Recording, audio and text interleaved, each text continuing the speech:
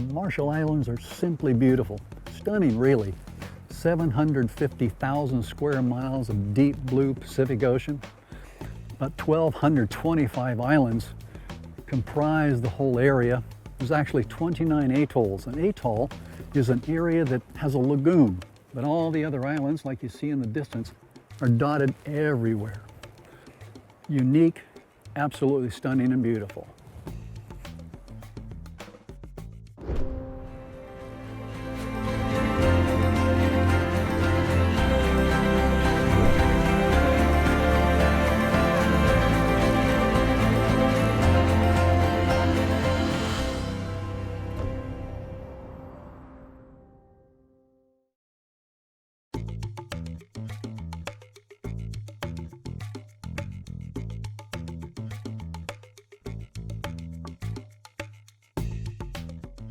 I've heard from so many people about the good work the Wellness Center is doing in the neighborhoods. I wanted to check it out for myself, so let's see what's going on. Tanner, is this a pretty typical neighborhood?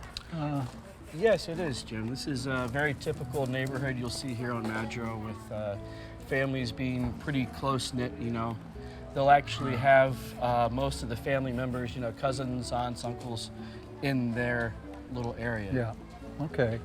And kind of, is this a little typical of the kind of the style or the quality of home in the area too? It is actually. You usually see a lot of laundry, of course, like you see here, hanging outside. Okay.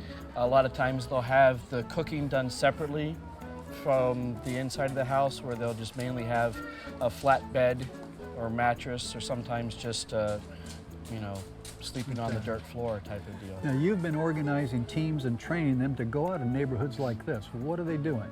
So this program we started was with Ministry of Health here in Madro, and they sent out teams already to see patients.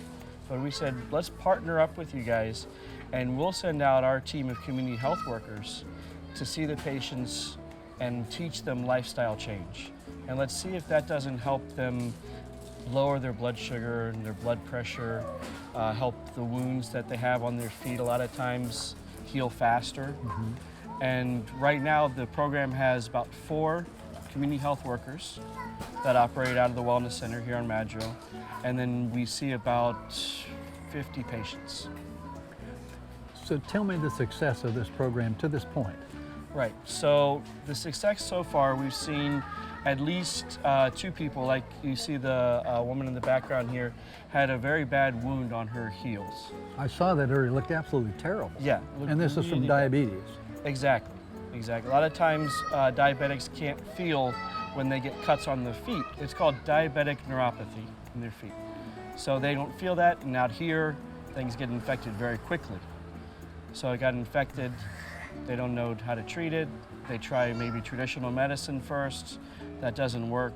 So a lot of times, by the time they come to the hospital, it's too late for antibiotics to save the foot, and the doctors have no choice but to amputate. Wow. So you're really doing intervention in the neighborhoods before it gets to that point. Exactly. That's what we want to do. We want to get it before it gets bad, where they have no choice but to chop off the leg. The health workers we have went through a training course with Secretary of the Pacific Community, where they were trained in how to help manage diabetes, do self-management goals with the patients, and then each patient gets their blood sugar checked, blood pressure checked. If they have 2 legs, they can get walking shoes to walk. And then we'll also help them find wheelchairs if they need wheelchairs. Which is a real tough thing on the Very tough things. Yeah. Very hard commodity to find. And we'll also encourage them to get active and exercise any way they can. Like a lot of the patients we see at home have had amputations already. And so we'll give them the exercise bands that they can do and teach them how to do the stretching exercises with those. And what we've seen is over time, their health improves. You know, a lot of them, when we start out, they'll complain, oh, you know, my body aches all the time. My vision's blurred. I'm dizzy all the time. And within just a few weeks, once they get their blood sugar under control, those symptoms go away. Now, I'm just guessing, you're the nurse, Yes. but just by you being around and coming to the home, doing those regular visits, you're offering hope, and that helps them also.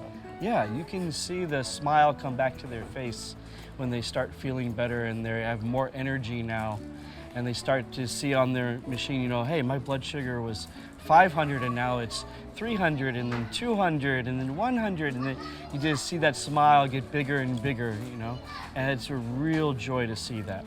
And we have that happening all over the island with these people now. Their sugars are coming down. You know, we check A1C levels on them.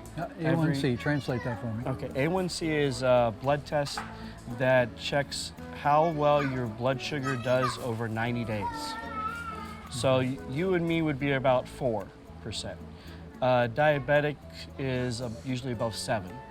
So a lot of the people that we see here are 11, 13, 14, and they're coming down to 8, 7, 6. Now, you also go right to the core of the problem in changing their diet, which is what originally caused a lot of these problems. Is that Right. correct? One of the keys to this program is that we come to them and meet them where they're at.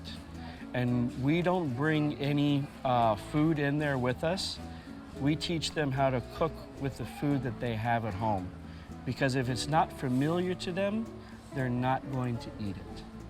So we teach them, you know, if you're going to eat chicken, for example, a lot of people love to fry chicken and they deep fry it in a ton of oil. So we teach them, okay, you can boil that. You can take the skin off of the chicken, reduce the fat. Just simple little things like that that can make a ton of difference in a person's diet. But even that is a shocker to a lot of people because they like that skin, they like all Yeah. that flavor. So how do you help them transition? One of the things we do is we encourage them to start gardening.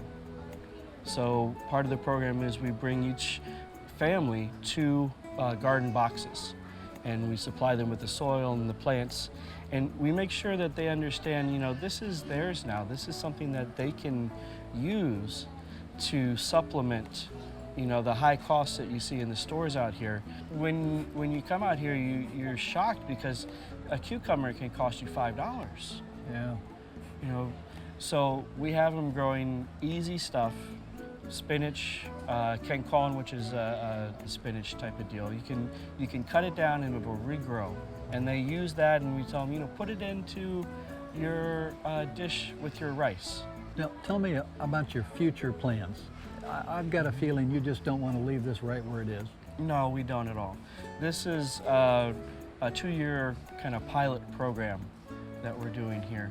And we're hoping that in conjunction with the hospital, we're looking to form an actual home health team that would reach island-wide and then eventually out to the outer islands as well. Now, I was talking just the other day with the senator who is now Minister of Health.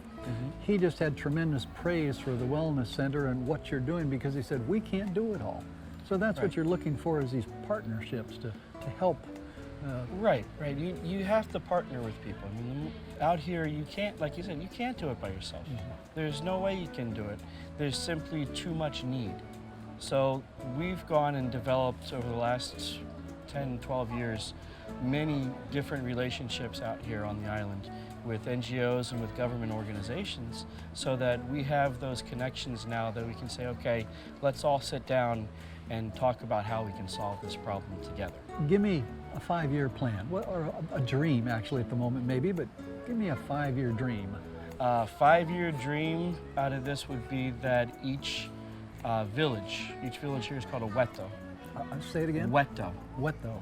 Yeah, each village would have its own community health workers that would be in charge of taking care of their area.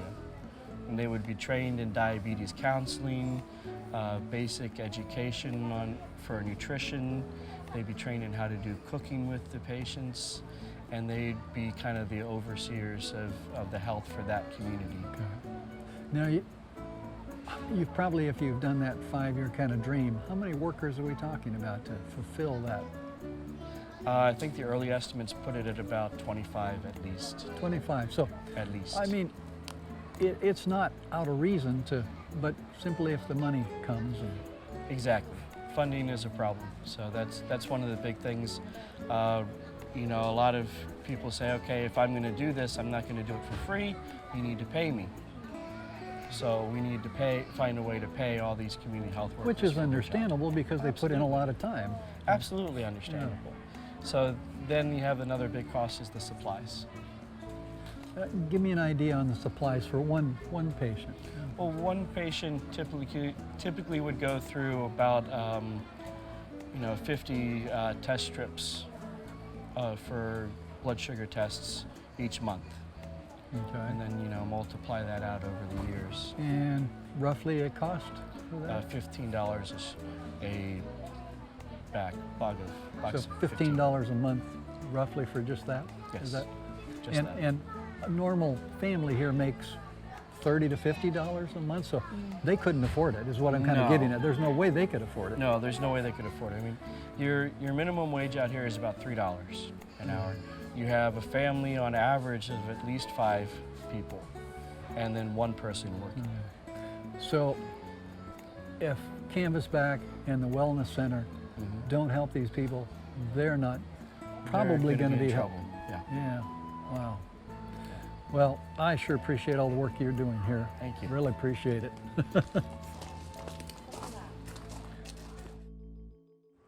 The people of the Marshall Islands are so sweet. They're just wonderful people. And we've got a lot more to share with you about them, so please stay tuned. Kazumi was about 7 years old when she experienced ear infections in both ears. Her mother took her to the doctors, but they couldn't seem to clear up the infections. A couple of years passed and she began to lose some hearing. Her family saved up all the money they could and took her to another country looking for help. But all of the doctor's attempts failed. 2 more years passed, and Kazumi had lost most of her hearing. Her classmates tried to compensate by talking louder or standing in front of her directly so she could read their lips. Then a Canvasback ENT super team arrived and did surgery on both ears. Kazumi's hearing was restored.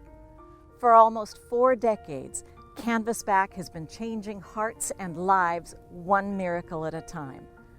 But your financial help is needed to keep this important work going. If you would like to volunteer or be a financial partner, log on to canvasback.org.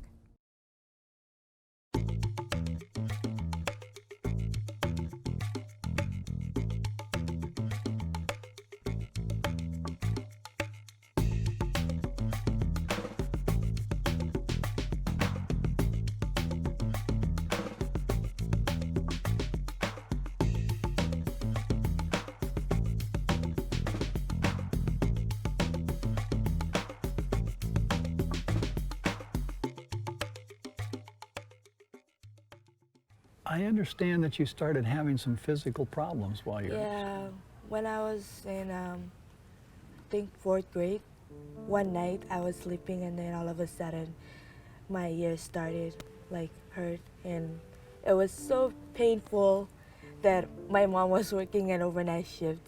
I had to cry all the way to her workplace. And then she put some hot water under it and I was able to sleep and overcome the pain. But then the next day I started had it discharged, like it was coming out, and then we didn't do anything about it because we thought it was just maybe it was gonna go away. And this started in 4th grade? Yeah. In 4th grade. So now this went on for a year, then what? And then we went to the hospital to check, and that's when they sent me to the Philippines. And then I stayed there for 4 months. 4 months, but they had it open, but they said it will come back somewhat 1 year from that time. You went to the doctors here. The doctors here couldn't do anything. They sent you someplace else. Yes. Tell me a little about that story. So every time we heard about ENT doctors coming in, we would go. The first time I went was with Taiwan. They came here, ENT, and I went with them, and they They wanted to take me with them to Taiwan, but instead they said I have to go to the Philippines. So I stayed there for 4 months. 4 months? Yes. I couldn't hear people talking, even this short. I couldn't even hear. So I was just, what? Can you talk louder? So now it started in both ears, or it was so bad in one you just couldn't hear? Yeah, just the right one. And then they had to open it up, clean inside, and then I came back here and it was good. And then another year started coming back, and now I was in 7th grade. And then we would go to the hospital every day just to find something. They would just give me the same. They would give me prescriptions of ear drops and some medicines, but still it was nothing. How did you feel as a child with all that going on in your life? It was hard. I mean, because people would get mad at me for not hearing them. I mean, They so, thought you were ignoring them. yeah, they thought I was ignoring them, and then I'm like, hey, I can't hear, I'm sorry, I just can't hear. And then they said, then how can you talk so good? Because you know how some deaf couldn't hear and then they end up can't talk. And I'm like, oh, because the left one is good, so you have to talk on this side of me because the right one is not good. And they would understand. Now you're into 3 or 4 years of this misery going on. Yes. How did you deal with this? There were people beside me that were very supportive. Like, if someone calls for me and then they hear them calling for me, they would, hey, you have to talk louder, she cannot hear. So you had other people that had to really help you and support you that way. Yes. Okay. And some, they wouldn't call for me, but they would just come and tap my shoulder. How many years did this go on?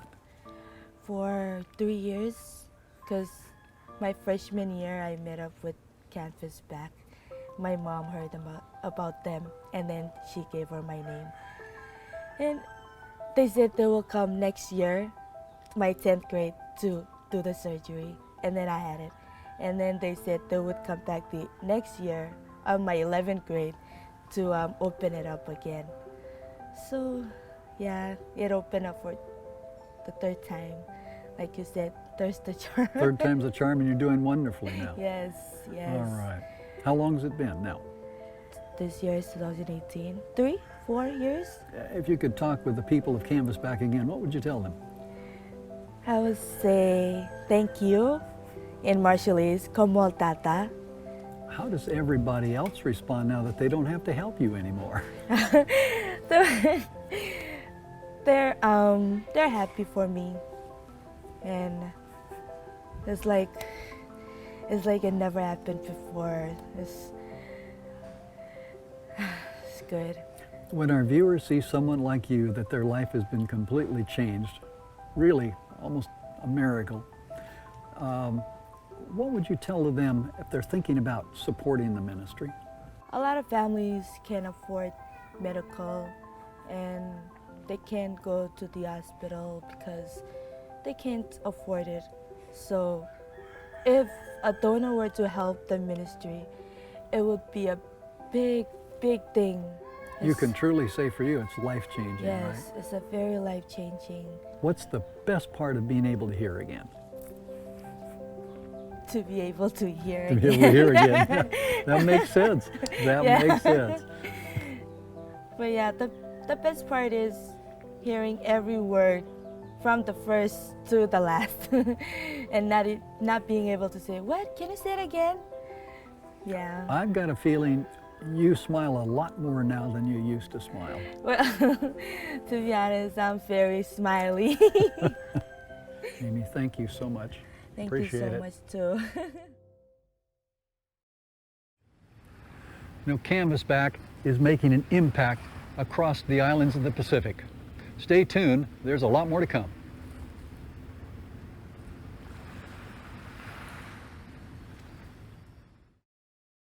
Canvasback Missions has been changing hearts and lives in the islands of Micronesia for nearly 4 decades.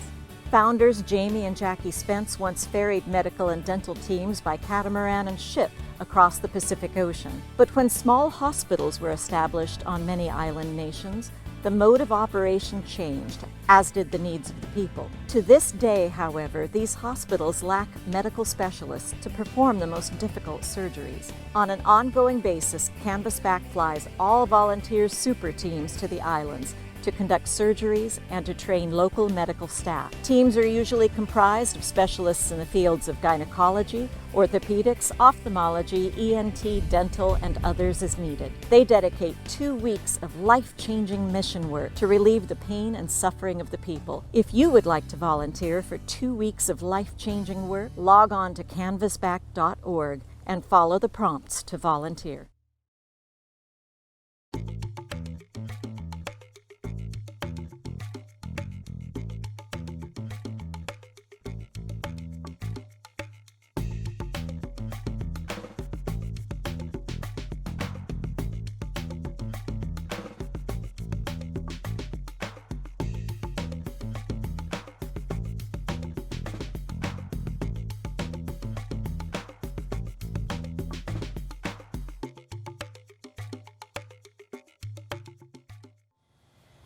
Can you imagine having an ear infection that's so bad that you lose your hearing and having the pain continue for years with no relief? Would you want your child or grandchild to suffer such an experience? I know you wouldn't. Neither can we at Canvasback Missions. That's why we've been working in partnership with donors to help the Mimis of the Pacific Islands for years. Re-establishing health and wellness is our mission. We subscribe to the formula Jesus so plainly laid out. Some plant the seed, others water, and still others harvest. Mimi's smile is so wonderful. Her life is so full of joy since the surgery because she can hear again and she's pain-free. I hope you'll join Canvasback Missions in helping to bring hope, healing, and happiness to thousands of Mimis in the Pacific. Thank you so much.